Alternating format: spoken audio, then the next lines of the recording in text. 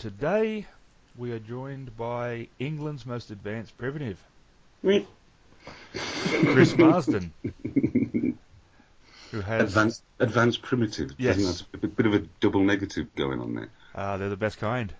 I suppose. Army intelligence, girly man. Army intelligence is the best one. So we're going to be talking about if you've just decided to get into modelling as a hobby, whether it be serious or just as something to kill some time, what do you need and how should you go about it? So the first question that we're going to examine is, what do you think is the very first thing that a beginner needs? A table. Definitely recommend a table and a floor. Oh, Definitely indoors. we Definitely need a indoors. floor. Yeah. We've got to have a floor. It's vital. No, well, seriously, what do you need? But you do need a space of your own. I don't Mm. recommend sitting on anywhere near your mum's furniture or anything like that. Yeah, With, spills with, happen too easy, and then people die. Mothers are not known for their their understanding when it comes to bright paint. no, I did find that one out on a personal scale, but we won't go into that. But yeah, no, beginning tools. I mean, I started with what my dad had, and that was just my mum's nail file. He was making what he made was the Lancaster night bomber. And this is back in the late 70s. Um, and that was it. The paints were the ones required on the box from Humbrol or whoever they were at the time, and some hairy sticks, and I was just left to it. I watched my dad. My dad made one Marauder, and he made it beautifully, and that really was what made me want to build models myself. So then I had this Lancaster Christmas present, I recall, and it was very basic, and I just sat upstairs in my bedroom. No assistance and no special lights or anything like that. Real rudimentary stuff. Yep. And Dad didn't even come and give me advice. He just left me to it, which I'm glad, really. He never took any interest actually in modelling at all after that. Well, he never did when I showed him what I'd done. Mm-hmm. So, but it doesn't matter. I'd started, it really had it bitten me. So, yeah. And then from then on, it just became more paints. Then it's a fluidity. Oh, fluid. It's very fluent. It just flows. Once you realise where you're going, it just flows. But scalpel, definitely need a scalpel blade. One, try buying one. Just going to cost you about £4. You get a decent one for that, and get surgical blades. You get 6 or 12 in packs. They're vital. And if you see mini files, emery boards with your mum's, anything that's got an abrasive surface, just keep it for yourself. Put it to your table, and that's how you start. And then as you go through the hobby, you start knowing what you're doing, and then you start apportioning things, and then you know what you're looking for. And then you go out buying specific goods. I mean, what did you do? How did you start? Um, Mine was a long time ago, and I'm trying to think. But one thing to add is most of these initial things you can get from regular places. You don't need to go to a hobby store for them. The most arts and crafts store will have the hobby knife. Um, Walmart stocks them now. Brilliant for a lot of stuff, isn't it? Yeah, Walmart. yeah, you can get a lot of the basic stuff like the hobby knives and the replacement blades there. What's Uh, Lidl's the one in England that's good yes, for, I was going to yeah. say, what's the equivalent in England? You can get compressors in Lidl, can't you? But I wouldn't recommend them because I've never used one. But And yeah, any of the cosmetic places, the drugstores in the States and Canada, Walmart, department stores that do nail files, like Chris said, they work best. You can get purpose-built ones, but anytime you get a tool that says hobby stamped on it, it's going to cost more Oh yeah, you than the pay for that. equivalent. Yeah, You pay for those letters, don't you? yeah, you do. You really do sometimes. Like there is some amazing hobby knives available that have ergonomic grips and that, and they are really good. But you'll pay 15 bucks for them, and you don't need them at the start. They're nice to have as if you get serious and you want to, but I wouldn't I No, wouldn't no, bother with them at the start.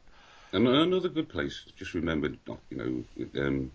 it's always good if you've got an art shop Yes, around, yes, because absolutely. you can grab loads of good, because students and educated people use them. So they've usually got, you can actually get quite a good selection of things that really do help in the hobby. But I think I started back then. We didn't have a proper hobby shop. We had 3 toy stores in the town, and they all stocked kits.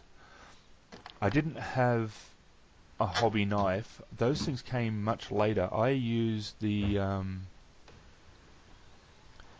big bladed knives. What were they? The ones that they use in construction. Yeah, George, that's the same. I what are know. they called? They slide. The blade slides into it for safety and slides out. And they're a big sort of triangle blade at the front. A carpenter's knife, is it, or something? There Yeah, is a specific. There is a yeah. specific. And I knew up until I had to do this, but yeah, I started with one of them because that's what my dad had, um, and I had to be very careful, obviously, because those things the blades are bigger and longer than even on the hobby knives, so it was very easy to uh, do yourself an injury. Tell you what, if you dropped one and it went blade first, Oh yeah, they were heavy too. So even if they didn't land on the blade, if they hit you on the foot, it would oh, still hurt. They were definitely. a hefty piece of tooling. And the other thing that I remember from back then was because of the force that could be exerted with it, because it was such a big implement, that if it was a small piece you were cutting out, it really did have a tendency, as you cut through, it would flick the piece across the room. Yeah. And I had to learn to put my hand over everything that I was Well, cutting off. that's the first introduction to the carpet monster, really. Yeah, exactly. We've all started on our hands and knees. You know, that's something. One thing you got to learn as well is well, some good swear words, because when the carpet monster starts munching, in fact, you might just make your own up. And It's it's going to take the one thing you don't want it to. It's not going to be a piece that you won't see or a piece that you could sort of work around. It's going to be the second of your 2 headlights or oh, something. There's no way that you can finish this then without that piece.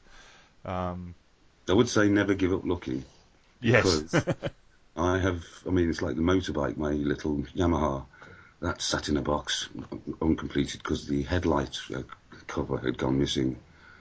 Um, and lo and behold, I was opening and just looking at another box, and it happened to be in there. Got no ideas how. So never give up hope of losing something, you know. And make sure your mum hoovers sort of in a perimeter around wherever your work area is. You know, only let her hoover up there when you've searched that floor yourself. It's another very handy tip I learned as well. they I've don't actually they don't always listen to you though. I've had hoovered bags open, and I'm going through them for wheels and stuff.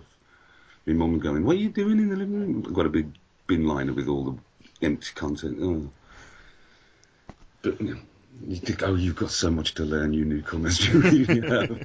You might as well start losing your hair now, because you're not going to have any when you get a little older.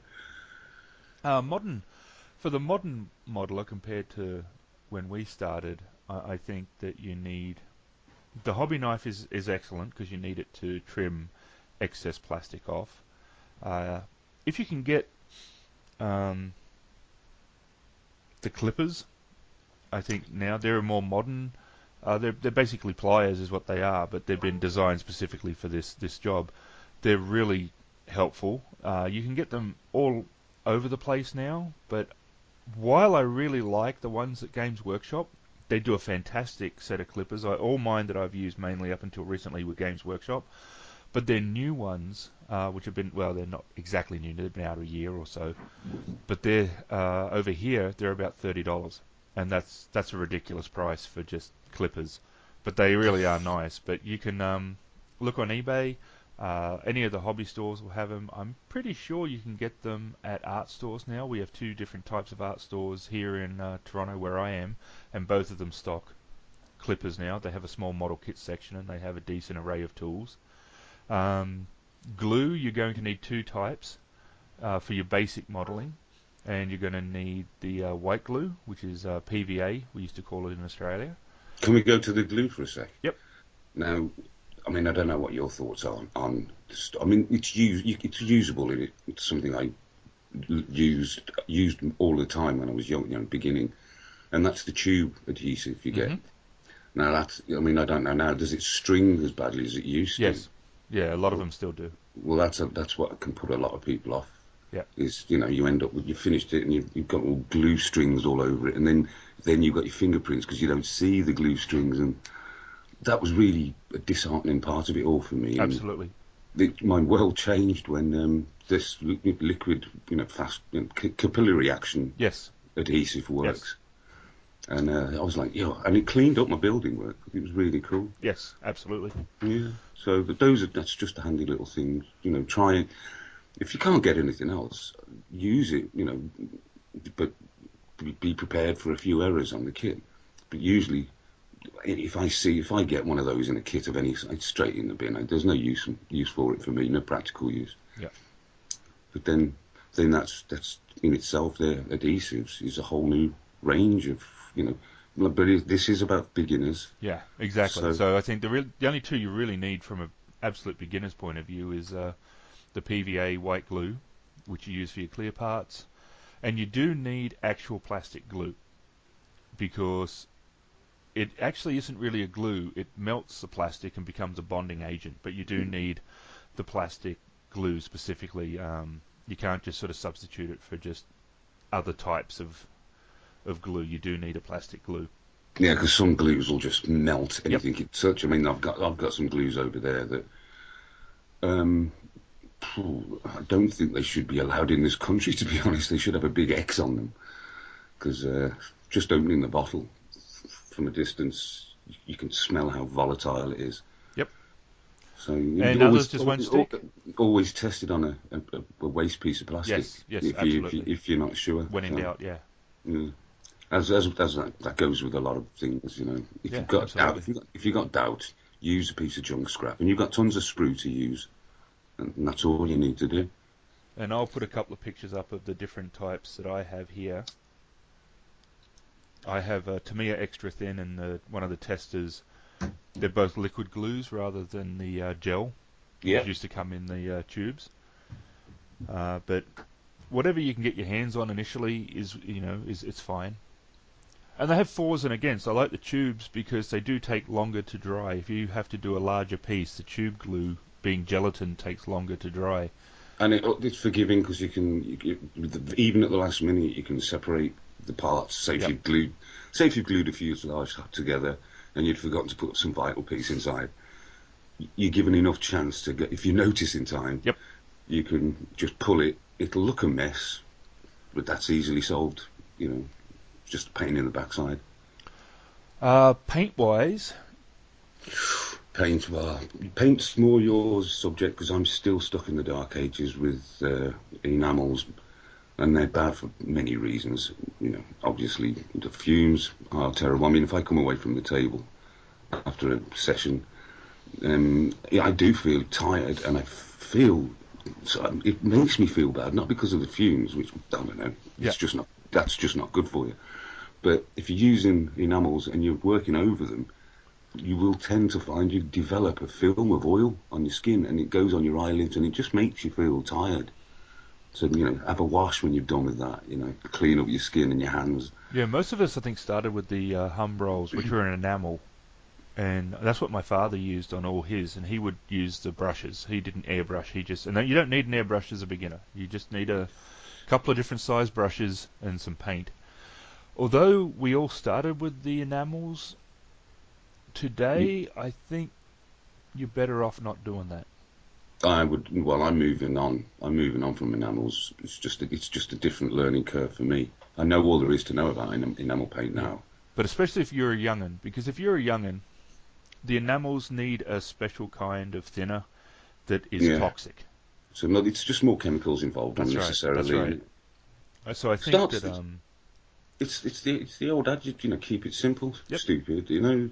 If you're only a beginner, you don't want to jump in on. Don't be buying a Wellington bomber half the size of a car. exactly. Like it's ridiculous. Buy something small that you can manage and won't be so heartbreaking when you screw it up, because you will. Let's be honest, you will. If you don't, that means you're off to a good start. But if you do, you do. Don't cry about it. Yeah. Just move on, So and I you've learned something. yeah, absolutely. But I think if you're going to as a starter, depends on the stores you have available. But I think Vallejo, if you're doing military kits, you should look at something like Vallejo because they have very good military kits, and you can thin their paints with water, so you cut down on the toxic level. If you're doing more fantasy stuff, if you have a Games Workshop, their paints are good. I slam Games Workshop a lot for different things, but their paints are quite good. There's Reaper Miniatures does their own form of paint, as does Privateer Press. If you can get access to any of them, they're all excellent paints. They're not military colours though. You won't be able to match, camouflages on planes and tanks to those colours. But if you're doing anything else, they're excellent. Cars are a little bit different to get the same sort of finish. Or well, it depends if you're old enough or you've got your mum and dad's permission. That's right. If you're gonna do cars, I think it's a good way because a lot of the time you'll get disappointed with your first car because you've done it with a brush and gloss paint and a brush, and I don't know. It's not the best way of doing a car. Cars really do need real car treatment. So you can buy those cans from your local Halfords, any your dad's car shop or whatever. And if you're going to start with cars, start like that because that's what you'll end up doing anyway. Yep. You'll move, you'll have rattle cans to start with, then you'll get your airbrush, blah Yep. blah blah. It's just like I said, it's a progression. Start small, think big, but move slowly. Yeah, absolutely. No, I Yeah. totally agree. That's the thing. You don't need to spend hundreds of dollars. You don't need to be investing, vast amounts of time and cash into this. I think that's Yeah, you've got to learn the skill before you go into yeah, and specialization. keep it This is fun. It's got to stay fun because especially at that beginning learning process, if you push yourself too hard with too high expectations, you're going to be disappointed, and that's going to kill the fun, and it's going to get it harder and harder to want to keep coming back and doing it. it does. I mean, if I do something wrong after a lot of hard work, I find it hard to go back to my table for a day or two because it really does get under my skin. Yep. But that dies off, obviously, and you just go back fresh and you go, right, I can fix this. It's another thing. Never say no. They're model kits. They're not designed to make you go Mensa. You know, stop out. A lot of people overthink and over how whoa. It's all so complicated. It's not. Yep. Just Absolutely. take your time. Think simple. But you've got to know your history of your aircraft because you're handling pieces as well, Yes. and you don't know what the pieces are, and it helps if you know what your parts are. So study the aircraft you're going to make as well, which is it's another good tip, I think. Know what you're building. Just So, what kits should they begin with? it was mainly Outfix, but where I actually got the kits from, because the model shop we did have a local model shop, but it was out of the zone I was allowed to go to. So that came a bit later. But where Woolworths was open at the time, I don't know what the equivalent would be, because I don't, whatever. But they used to stock Matchbox, so I had a really, really large supply of Yeah. Matchbox, and I'm talking all the cars, all the tanks, all the planes. And They, they, matchboxes are awesome. well, yeah, I thought they were brilliant. They, that's what I sort of broke myself in the hobby properly. Like that's when I really started making and using my imagination, and I've never looked back since. Today, Yeah, what would you but suggest today? I've built recently a variety of all the kits, and I've got to say, don't moan about anything. I mean, you yourself, you like Bandai because they go together as they're supposed to. Yep. Again, it's click, no mess, and it's fun. I mean, Yes. I've done the what's my large, what's the winged space warrior? What's The my, Gundam? yeah, the Gundam, really nice Gundam, which was kindly sent to me by John Forsyth. Um, still not painted yet, but it will be. But that I'll go buy push together kits. I think they're brilliant. But I like Revell. I do like Revell. Airfix, I don't know. It's difficult to say with Airfix because there's so many old toolings in new boxes, and then there's so many. I mean, it's like the Matchbox Revell Spitfire. still does that too, though, Yeah, unfortunately. well, that's the Revell, the Matchbox, because I recognised it instantly. My Seafire, my Mark 26 Hmm. Spitfire, and as soon as I opened the box, even though it said Revell on the outside, I just looked at it, and I'm so used to seeing Matchbox plastic. I was like, this is the original one I had when I was a kid, but it's in a different box. So, I mean, how that build was a different story of mine, but yeah. So you don't know, but I mean, you'd be more to talk about Hella kits because I've only ever built one and it was great, so I can't say anything bad about them. I'm doing a Lindbergh Ford Explorer at the minute. Like, it's going brilliantly, Which is except another company that has a terrible reputation. exactly, and it's going. It couldn't have gone better, to be honest with you. The Ranchero's an unusual one. Unfortunately, the box isn't in sight now. But again, a car, but supposed to have a bad reputation. Absolutely lovely. It works a treat. So I don't. It's easy to say which kits do you think are absolutely rubbish. Which manufacturers, I should say, are absolutely rubbish. And Airfix have disappointed me a lot more than anyone else because those are the ones I've had dealings with more than anyone else.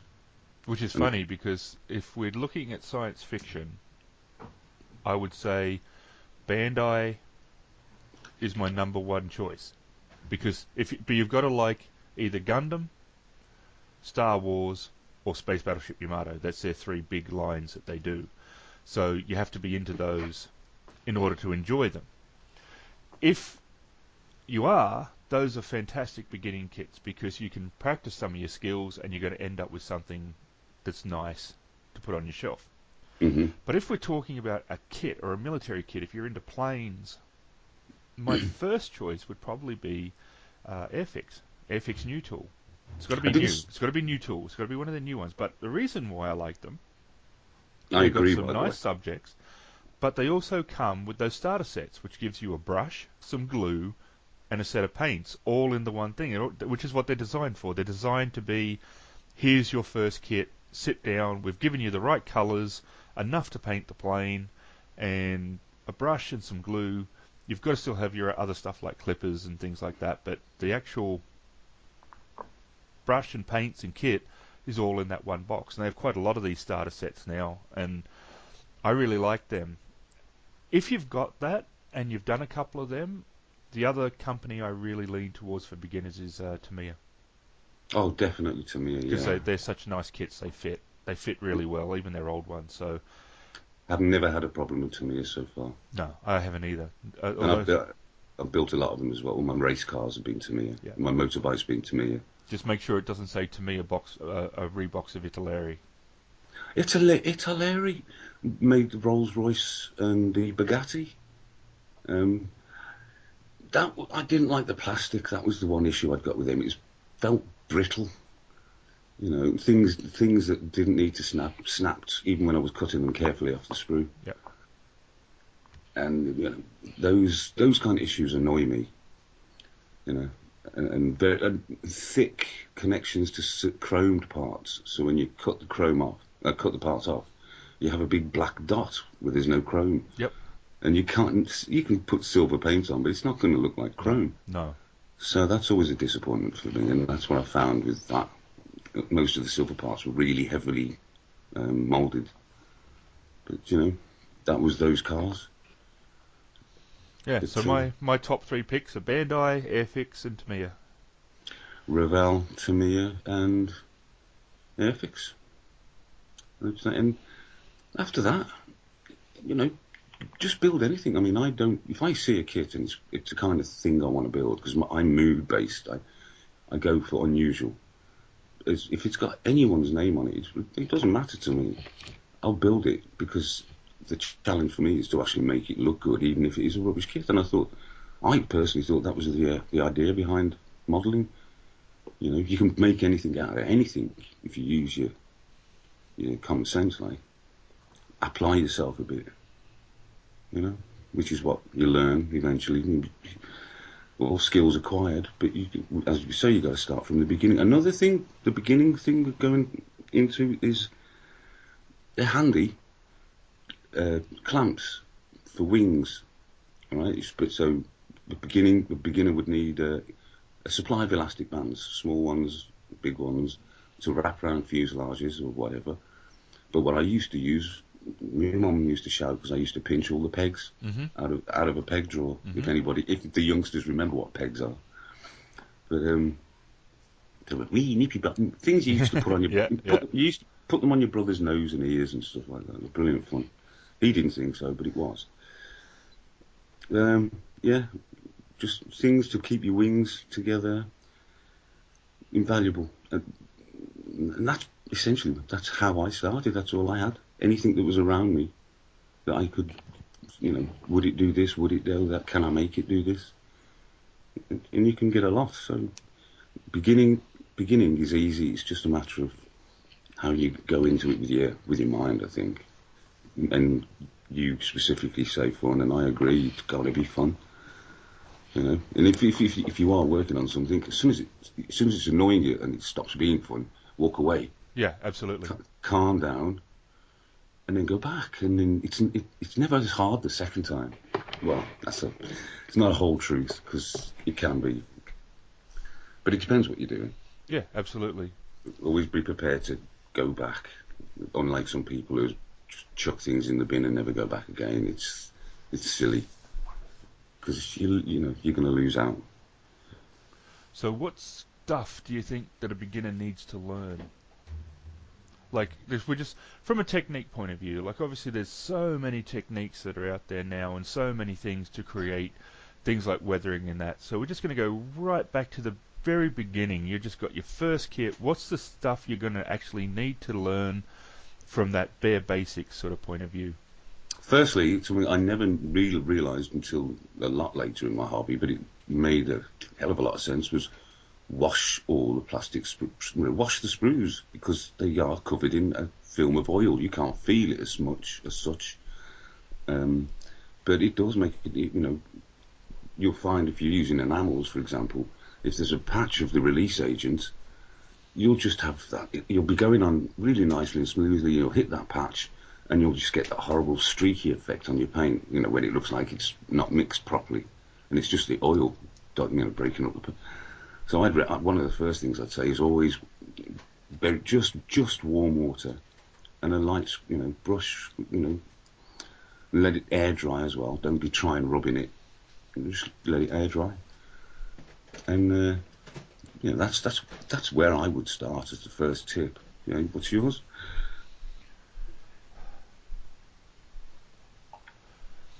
Um, yeah, you gotta learn how to glue. That was, I think, trying to be neat with my glue is, I think, one of the biggest. Not so much a skill, but a habit and just something to try to improve at. Because as you said, if you got, especially if it's a stringy glue and that, it's so easy to get stuff everywhere, seeping out of the seams in ways you don't want, getting on detail, getting on clear parts. So learning how to be neat with your glue and just being good with that, I think, is an absolute excellent thing to try to get down because that can make leaps and bounds towards producing a better looking kit. Trying to get a smooth paint job, not clunky, which painting is always something you'll work on forever to get better and better and better. But trying to get that, Well, even the greatest masters say yep, they're never perfect because they're always still learning, and that's just the way it is. if you're into an art form, it's never complete But yeah, because yeah, absolutely. Making sure you got no lumps and stuff like that. It makes paint, yeah, shaking, vigorous shakes. yeah, You'll develop strong muscles in whichever your dominant hand is because shaking paint all the time. Unless you get, I mean, people get little mix and little shakers for the table and all that. Cocktail sticks is another thing you need if you're going to use enamels. yep, Say you're yep, going to be you're going to be stirring them a lot. So cocktail sticks, put them to one side and they'll dry and you can use them again for a different colour. yeah, So absolutely. Patience. I think patience is probably the biggest thing you need to learn. So don't rush the build. Don't rush anything that you're doing. It's very easy to just want to go, okay, I've glued this in. I want to move straight to the next bit. But just make sure everything's not moving. Everything's in where it's meant to be. Especially with things like undercarriage and stuff like that. If you put the wheels in, it's really just tempting to just put it straight down and go, look what I've done. oh, learned that one early Yeah, on. Yeah. exactly. And it'll just fold up. You've got to let it set. So take your time. Be patient with everything. And another one is the painting. Say if you paint something, they're not so bad with acrylics because they dry a lot quicker. But Yes. I've got to take it from the enamel point of view.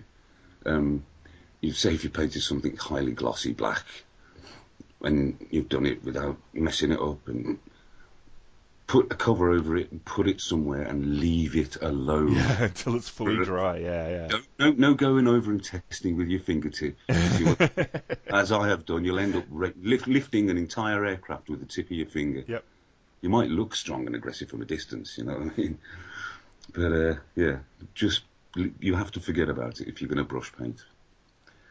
But if it's acrylics, it's a different story. Although As you you, still want to not touch it till it's fully dry. You want to let it sit and do its thing. Now, here's probably the only controversial question that I have in this initial discussion. He's waiting with anticipation. and so and so is he. He's waiting. He's waiting. Do you show off your early work online or not? I wouldn't, because if you're going to get your ego instantly crushed, you will do with one of these rivet counters out there. You know, so, I mean, they'll try and it's difficult. You've got to see through who's being patronising, who's being helpful, or who's just being downright nasty. And patronising ones, you just flick off. The helpful ones, you say thank you to. And the rivet counters, forget them. Just ignore them because it's your hobby. Yeah, absolutely. You know. So there's some advice. I And kind of think if you're going to show, maybe do something like I lean more towards something like Facebook, only because there's less randoms there. If you put it on something like YouTube, anyone can just come and comment. insult, Yeah, insult, exactly. yeah, And they and that's the quickest way to kill and you. and literally Kill it it. can be anybody. Like if they're searching for something else completely, they have no interest in aircraft, military history, modeling, anything like that. There's a chance through the way that everything gets linked on YouTube, they could still find your vid, and then they could still say you totally suck, you're useless, and here's a thumbs down. And that can have a very Detrimental yeah, effect. yeah, totally, and for all the wrong reasons too. It's not even your peers trying to give you advice, and you're going, okay, that's fair enough. I mean, constructive criticism in any form is good. Yeah, You exactly, know, exactly. If you're you've got to learning, take. I kind of think if you're lucky enough to have a hobby shop near you, you might want to check it out and see if a club meets there. Some of them have space in the back where they have a club that might meet once a month or something like this, and just if you see when they meet, possibly go take something you've built, but maybe don't show it initially. Just see what they're like, get a feel for the guys there. A lot of the clubs are okay, and if they seem okay and that they're more about helping you and that they're enjoying what they're doing and that, then yeah, show your stuff there initially and um, Yeah, I know. That's so Get the what help. A lot of the guys at clubs will give you, if it's a good club, and people go, well, what makes a good club? Well, a club that's open, sharing, helps you with techniques. Don't sit there and go, I'm not telling you how to do that, because the only reason they're there then is to show off their own personal brilliance, and I've got no time for those type of people. The idea of the, this hobby is to share. the thought of someone not to reveal how they did something to someone who asks is a despicable. You know, I can't think of any examples. Fortunately, like, but if I did, I would think it was probably one of the most horrible, spiteful things you could possibly do. It's And my yeah, hobby, and you know. honestly, I don't think it actually. I don't think any of us have really created anything new either. That's the thing. There's a couple of times I thought I had a brilliant idea, and I went, "Oh my god, this solves my issue. This is fantastic. What brilliance!" And then it was like 6 months later, I'd done a search, and I found a video that was 3 years old, and they said, "Do it like this," and I was like, "Oh god, yeah, okay." So someone's already thought of that too, and that's going to be the thing. Anyone who sits there and says, "I'm not going to tell you how to do this or how to do that," I can almost guarantee that how they did it, somebody else has already done it.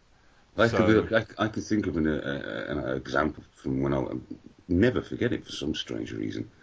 I was I had candles and stuff around, and I was. This is when I was totally and utterly banged into it. Beginning, I was like, "Yeah, this is awesome," and I was trying to think about how I could make the antenna wire from the tail to the antenna on aeroplanes, and because there was no internet, I didn't read modelling magazines, I didn't read model books. It was just me and my table, and whatever I got around me, like I said, and I did my very first stretching exercise, and I just sat there for hours just stretching sprues. yep. You know, my mum would have killed me if she'd have known what I was doing. It was hot. You know, I burnt myself so many times, it was unreal. But that's how I discovered the wire Yep. for the antenna, and for years I thought I'd invented that. I honestly did. I Yeah, you're was so proud of convinced. yourself. I'm a genius. Look at what Yeah. I've done. Then it's like, and there'll be some guy who's just, and it's like when they do it too, they're so casual. They just go like, oh, and if you need to make a radio aerial, here's a way you can do it. Just get a piece of sprue and just do this, and there you go. No problem. And you're just like, oh wow, okay. There is some. I mean, that's the beauty of the internet as well. If you're a beginner, you can get practically any answer of any. That is one good thing on the general scale of things. Modelers are very open with Yep. help and advice. Some deliver it in more of a patronising way than others. But on the whole, you need to know. Just get on the internet. But You that's the know, thing. At ask the least question. you can watch the stuff. If you're actually watching YouTube vids, you can actually watch them, and you'll see if someone's sharing their ideas and concepts and that, or if they're not. You'll tell, and if they're not, don't bother asking anything. Just move on to someone and you'll find that small group of people who are really friendly and very open with the information and that. And then if you want to subscribe to someone like that. It's about making more modelers, really, and that's all it's ever been. Because until now, the last year, couple of years or two, since I was on YouTube to start with, um, modelling was really it was a total just me thing, and I was lucky enough to have a few people around me who were actually quite impressed. But otherwise, it was just me on my own all the time, and I didn't mind at the time. But now, I'd say I've improved a hell of a lot because of I've been able to ask advice and watch, like you pointed out, you can actually watch the videos and Yep. see. It's all very well reading in a magazine and a little cutout diagram every now and then, but it's to actually see it in practice makes a world of a difference. You know, it would have made for me. It would have changed the way I am up till now. I would have exponentially gone mad because there came a point where I, I established myself with all the uh, skills that I needed, and I was already. If I'd had the option, I would have gone straight into airbrushes Hmm. when I was really young. Not long after I just got into it, I'd have been onto airbrushes, but they were way too expensive back then. Yeah, that's true. Airbrushes were out of the question. But I did look at them. I wanted to move on then, and then I had a big hiatus. I didn't do anything, and then came back into modelling, and it's just jumped ahead, streets ahead. Oh yeah. So I've caught, I'm catching up. So I'm, in a sense, I'm relearning, but I want to pass on the basics, like we're trying to point out here, to other new modelers, because if you don't, I think if you don't go in with those early knowledge, early knowledge tips, because it is a lot simpler these days modelling. But I think it's important to know all the original ways and old ways it was done, because you never know when you're going to need. Because those old techniques still work as good as they ever did, you know. Yep. So it's important to learn every aspect of model making. To truly say, yeah, you're established, you're a model maker because you've worked out all the issues yourself. I think that's a good beginning. Start afresh, like you've never done it before, which is what most new models, would be doing. And it doesn't do any harm learning those initial skills. That's what I'm saying. Final thoughts? Final thoughts. You will, yeah. You have large periods. Eventually, you will, or even at the beginning, I think you have periods of time where you just, I don't know. We call it losing your mojo, yeah. Mm-hmm. And it just happens for some reason, doesn't it? Mm-hmm. So as you go up in size in builds, you won't necessarily have that with a small initial build, but as you go up into larger builds, there will come a point that you just, it doesn't happen to everybody, but you need a hiatus, you need a bit. Oh yeah, it can be anything that causes that. It can be life Yeah, issues. It can be an issue that you had with a kit that you really wanted to do well on. It can be a whole bunch of reasons why that happens. yeah. And finishing thought, just be patient. Rome wasn't built in a day, and it looked great when it was done. And we can still see it because it was made so well in the first place. There you go. Keep building as well. I think my final thought is build what you like more than Oh anything yeah, else. Don't just build something because it's there. I mean, you can get to that point where, like Chris, all sorts of things, attracts his attention now. But when you're starting, my biggest advice is build exactly what you like. If you like Spitfires, build Spitfires. If you like jets, build jets. If you like sci-fi, build sci-fi. If you love cars, build cars. Don't just build something that you're not really interested in, because it's not going to help you, that motivation and that drive. So just always find something that you're keen on and work on that. well that's a golden rule with me. I mean, I look for the interesting because I build pretty much every other kit going when it comes to all the manufacturers. Well, planes and stuff like that. I built. To me, I like something really unusual, and that's what keeps me in the hobby. An interesting car, trains. That's my next expert. I'm going to build a big boy. You know, and it's because I'm interested in it. Yes. And it's something I've never done before. It's a new challenge for me. So that's what keeps me going, and that's what keeps it fun. So yeah, I'm with you there. So I think we should give the name of the show a title now, like they do with the comedy show on telly. Alan Davies Untitled. Well, this is Chris and Aaron Untitled. No, so think of something in the show that can be the title for this one.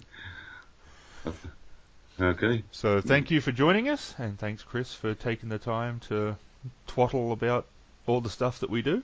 I had a laugh. I think you did as well. And we will be Okay. back.